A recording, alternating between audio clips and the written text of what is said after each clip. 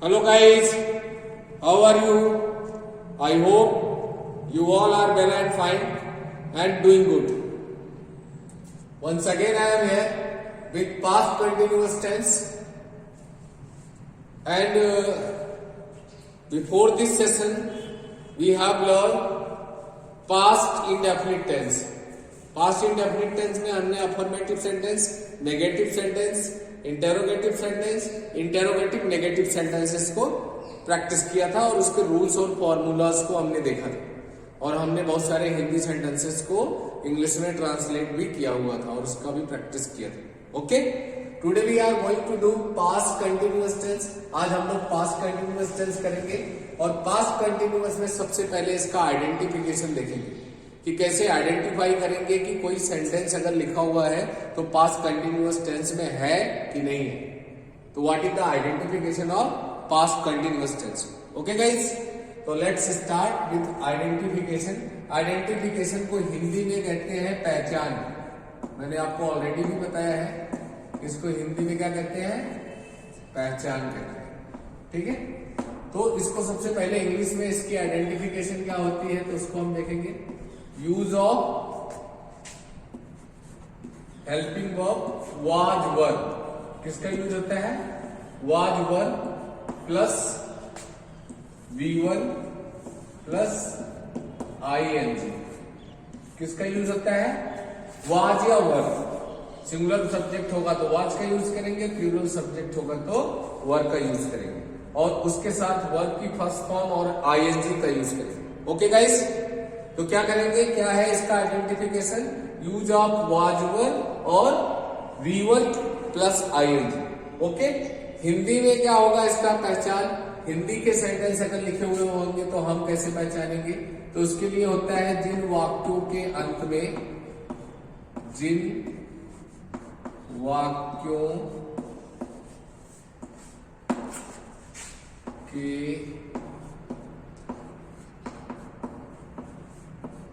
अंत में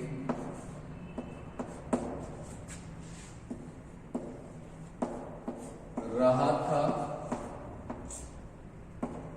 रही थी, रहे थे, आदि. रहा था, रही थी, रहे थे, आदि. आए, आदि, आए, तो, वह, तो वह. पास्ट कंटिन्यूअस टेंस होता है. पास्ट कंटिन्यूअस टेंस होता है. वी हैव सीन, यहां पे हमने आई टोल्ड यू कि इंग्लिश का आइडेंटिफिकेशन है कि अगर किसी सेंटेंस के अंदर वाज या वर्ब दोनों में से कोई एक हेल्पिंग वर्ब लगी है और वर्ब की फर्स्ट फॉर्म के साथ ING लगा हुआ है तो कौन सा सेंटेंस होगा? पास्ट कंटिन्यूअस टेंस का सेंटेंस होगा. किस टेंस का सेंटेंस होगा? Past continuous tense. और हिंदी में जिन वाक्यों के अंत में रहा था, रही थे, रहे थे ये आए तो पास्ट कंटिन्यूअस टेंस कहलाएगा. Okay guys, I hope it is clear. Identification आपको क्लियर हो गया होगा कि हम कैसे आइडेंटिफाई करेंगे, कैसे पहचानेंगे. हिंदी और इंग्लिश दोनों आइडेंटिफिकेशन हम लोगों ने देख लिया. Now we will see the formula and rules of the past continuous tense. Okay guys, now we will do affirmative sentence. We will see present past continuous tense का affirmative sentence के rules, formulas और उसके examples हम लोग करेंगे. तो सबसे पहले affirmative sentence को फॉर्म करने के लिए कौन सा फॉर्मूला हम यूज करते हैं इसको हम देखेंगे. कौन सा सेंटेंस कर रहे हैं हम लोग? Affirmative sentence. इसको सकारात्मक वाक्य कहते हैं हिंदी में. ओके, तो सकारात्मक वाक्य बनाने के लिए हम क्या फॉर्मूला यूज करते हैं, कौन सा फॉर्मूला यूज करेंगे इसको हम लोग अभी देखेंगे. First of all we will write subject. Subject लिखेंगे, फिर वाज ऑब्लिक वर, फिर V1 प्लस ING, वर्ब की first form plus ING plus object. Okay, क्या फॉर्मूला होगा? सबसे पहले सब्जेक्ट लिखेंगे, फिर क्या लिखेंगे? वाज वर लगाएंगे, फिर वर्ब की फर्स्ट फॉर्म के साथ ING ऐड करेंगे, फिर ऑब्जेक्ट लिखेंगे। Is it okay? तो वाज किसके साथ लगेगा? Singular subject. सिंगुलर सब्जेक्ट होगा तो क्या लगेगा? वाज। सिंगुलर के साथ वाज और प्लूरल के साथ were. And you must keep in mind, past continuous tense में आई जो सब्जेक्ट है उसके साथ हमेशा वाज लगता है। यहां लिख लो, आई के साथ भी वाज ही लगेगा। आई के साथ किसका यूज होगा? Was. Is it clear guys? Now we will do some of the examples. अब हम लोग कुछ एग्जांपल्स के थ्रू देखते हैं।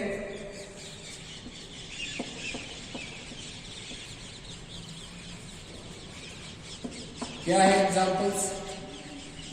सबसे पहले सब्जेक्ट लिखना है, तो हमने लिख दिया राम, फिर हेल्पिंग वर्ब वाज वर लगाना, तो राम सिंगुलर, इसके साथ वाज लगेगा, राम वाज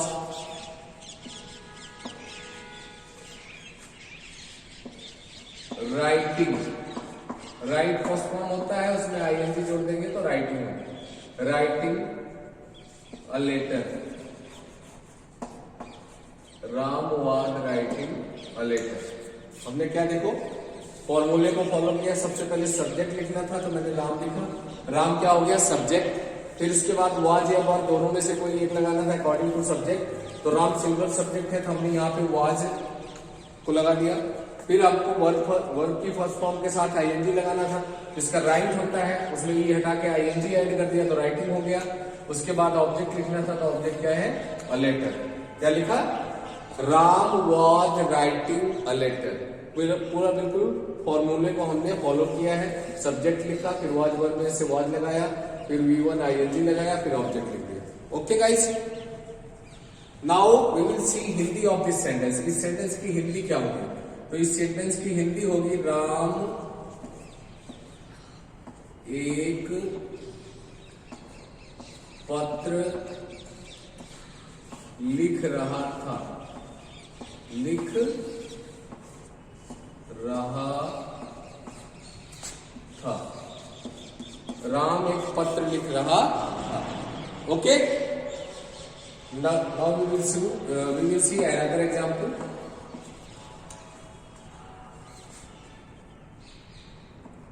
मीरा एक भजन गा रही थी। गा रही थी।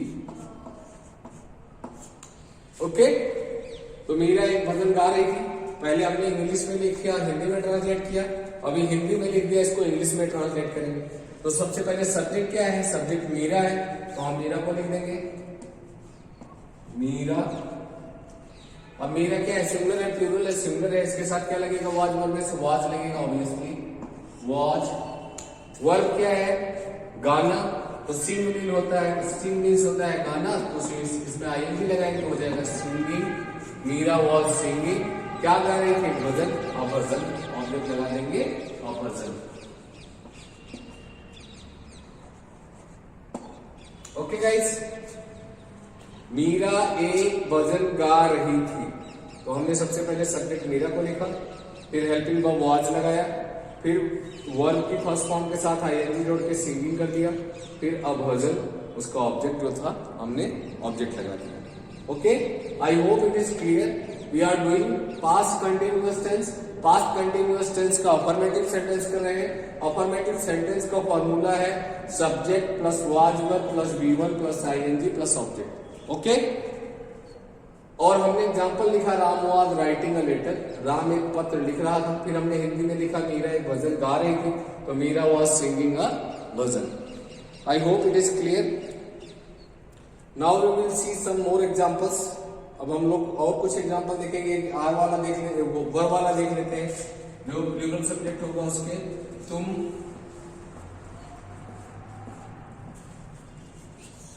खाना खा रहे थे, खाना खा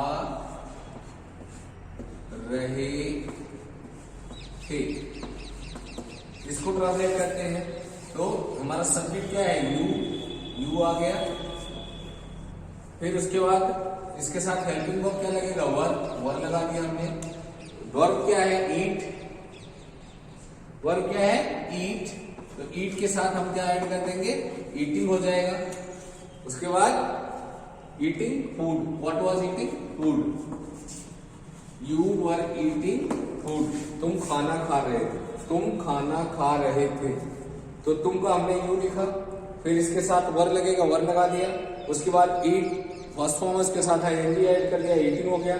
ऑब्जेक्ट लिख दिया food, you were eating food. ये हमने वर का भी एग्जांपल कर लिया। Okay guys, I hope it is clear to all of you. Now we will see some of the Hindi sentences and then translate it into English.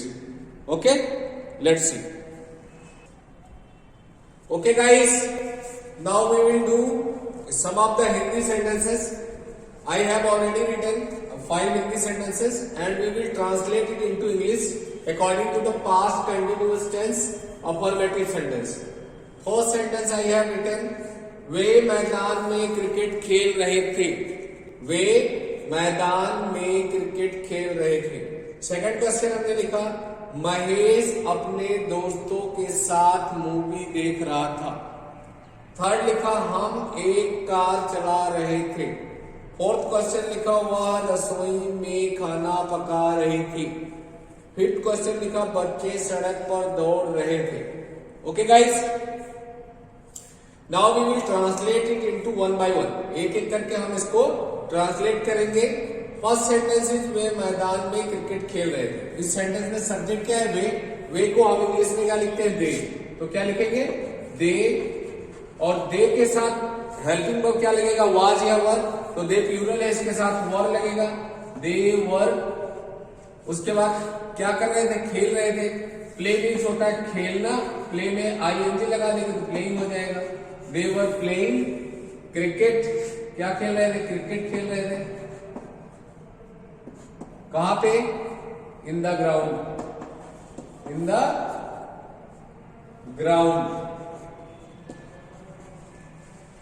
Okay, तो हमने क्या लिखा, वे मैदान में क्रिकेट खेल रहे थे। तो दे लिखा, दे के साथ वर लगाया, प्ले की फर्स्ट फॉर्म में आईएनजी लगाया, play cricket in the ground. They were playing cricket in the ground. Mahesh अपने दोस्तों के साथ मूवी देख रहा था। तो सबसे पहले सब्जेक्ट लिखेंगे महेश, तो हम लिख देंगे महेश। महेश सिंगुलर सब्जेक्ट है इसलिए वॉच लगेगा, वॉच। वॉच मीन्स होता है देखना, वॉचिंग हो जाएगा। Mahesh was watching movie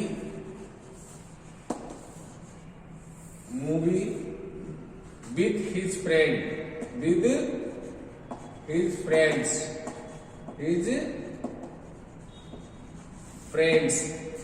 Mahesh was watching movie with his friends.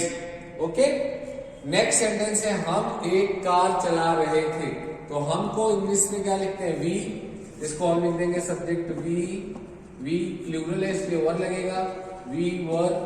चलाना का होता है ड्राइव करना, तो ड्राइव में आईएनजी लगा देंगे तो ड्राइविंग हो जाएगा। We were driving a car, we were driving a car. वह रसोई में खाना पका रही थी, वह रसोई में खाना पका रही थी। इसका मतलब ये फीमेल है, तो वह फीमेल के लिए हम लिखते हैं सी। तो सी सिंगुलर सब्जेक्ट है, इसके साथ वॉज आ जाएगा, सी वॉज। कुक मीन्स होता है पकाना, कुकिंग हो जाएगा, cooking food. She was cooking food in the kitchen, in the kitchen. She was cooking food in the kitchen. बच्चे सड़क पर दौड़ रहे थे। बच्चों को इंग्लिश में क्या लिखते हैं, चिल्ड्रन। चाइल्ड से चिल्ड्रन। ओके, तो चिल्ड्रेन, चिल्ड्रेन मीन्स प्लूरल है, तो इसके साथ क्या लगेगा? वर। चिल्ड्रेन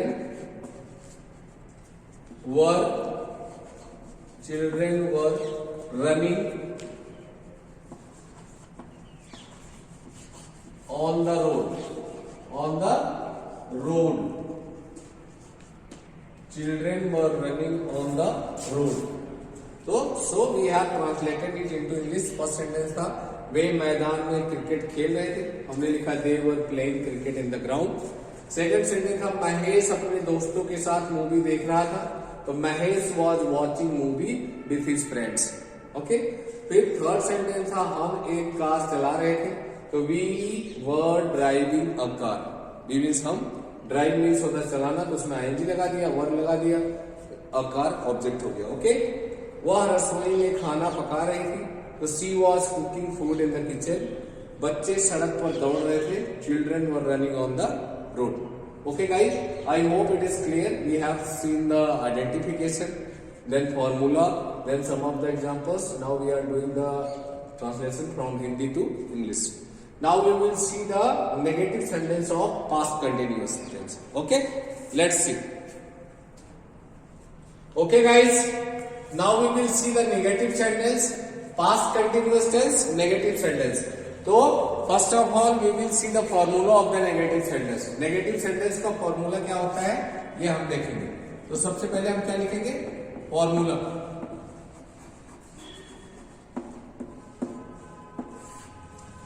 तो फॉर्मूला इज सेम, हम इसमें नॉट ऐड कर देते हैं। क्या लिखेंगे? Subject plus was were plus not plus V1 plus ING plus object, full stop. अब नेगेटिव सेंटेंस बनाएंगे तो उसके लिए फॉर्मूला क्या होगा? सबसे पहले हम सब्जेक्ट लिखेंगे, फिर वाज या वर, सिंगुलर के साथ वाज, प्लूरल के साथ वर, फिर नॉट लगाएंगे, फिर वर्ब की फर्स्ट फॉर्म लिखेंगे, फिर ING लिखेंगे, फिर ऑब्जेक्ट लिखेंगे। Is it clear? Okay, now we will see it through the example. अब हम लोग एग्जांपल के थ्रू इसको देखेंगे।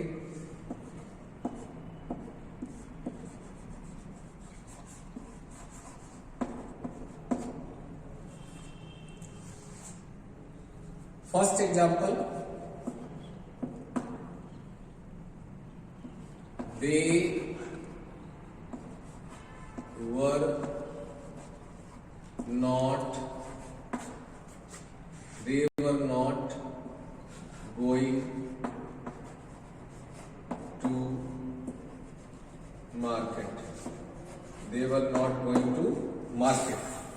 हमने क्या लिखा? इसके फॉर्मूला से, हमने इसके फॉर्मूले के अकॉर्डिंग इसको देख लेते हैं। सबसे पहले सब्जेक्ट लिखना था तो हमने सब्जेक्ट दे लगा दिया, फिर वाज वर दो में से कोई लगाना था तो दे प्लूरल इसके साथ वर लग गया। उसके बाद नॉट ऐड करना था, नॉट लगा दिया हमने। वर्ब की फर्स्ट फॉर्म में ING ऐड करना था तो गो फर्स्ट फॉर्म था, उसमें हमने ING ऐड कर दिया, गोइंग हो गया। फिर हमको ऑब्जेक्ट लिखना था तो to market object. Okay, is it clear guys? क्या लिखा हमने? They were not going to market. अगर इसको हिंदी में लिखेंगे तो इसकी हिंदी हो जाएगी वे बाजार नहीं जा रहे थे। वे बाजार नहीं जा रहे थे। Okay, let's see another example. दूसरा एग्जांपल देखते हैं। मैं खाना नहीं खा रहा था। मैं खाना नहीं खा रहा था। Okay, now we will translate it into English. तो सबसे पहले subject I have already told you कि पास्ट कंटिन्यूअस टेंस में आई को सिंगुलर मानते हैं, इसलिए वाज लगाते हैं। तो आई क्या हो जाएगा? वाज। आई के साथ आई वाज, फिर नॉट लगाएंगे, not, I was not eating, eat means खाना, ING लगा दिया, ईटिंग हो गया, eating food. I was not eating food. Okay? तो हमने क्या लिखा, मैं खाना नहीं खा रहा था. I was not eating food. Now we will see another example. Third example देखते हैं क्या होगा.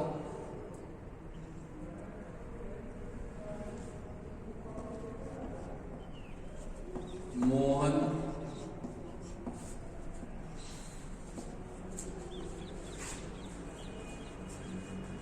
गाना नहीं सुन रहा था. नहीं सुन रहा था. मोहन गाना नहीं सुन रहा था. तो सबसे पहले सब्जेक्ट लिखेंगे. मोहन, मोहन सिंगुलर है तो इसके साथ लग जाएगा वॉज. फिर not, Mohan was not. Listen means होता है सुनना, तो लिसनिंग हो जाएगा. LISTENING, listening. Mohan was not listening a song. Mohan गाना नहीं सुन रहा था. Mohan was not listening a song. Okay guys, तो this is the negative sentence of past continuous tense. Past continuous tense का नेगेटिव सेंटेंस, उसका फॉर्मूला हमने लिखा. सब्जेक्ट वाज वर, उसके बाद नॉट, फिर वर्ब की फर्स्ट फॉर्म ING, फिर ऑब्जेक्ट. फिर हमने एग्जांपल्स लिखे. They were not going to market, वे बाजार नहीं जा रहे थे. मैं खाना नहीं खा रहा था. I was not eating food. Mohan गाना नहीं सुन रहा था. Mohan was not listening a song. I hope it is clear to all of you. Your concept is clear and you enjoyed the session. And even any doubt is there, you can write in the comment box. Then I will respond your issues. Wish you all the best. See you in the next session. Like and subscribe the videos so that you can get more and more information about this. Thank you.